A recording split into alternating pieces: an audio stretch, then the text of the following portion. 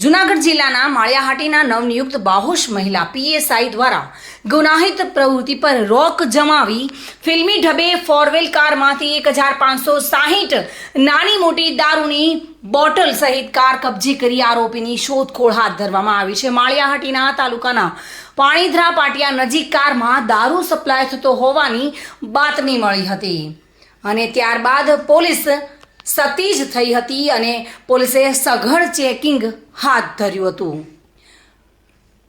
જોકે નવનિયુક્ત બાહોશ PSI H I Sumra, D J Gohil, Vijay Dobariya, Arun Mehta, Milan Jhala, Ajay Chudasama સહિત દ્વારા આ દારૂ પકડી પાડવામાં આવ્યો હતો અને મહિલા પીએસઆઈ સુમરાનું કડક કાર્યવાહીથી ગુનાહિત પ્રવૃત્તિ કરતા ઈસમોમાં ફફડાટ જોવા મળી રહ્યો છે।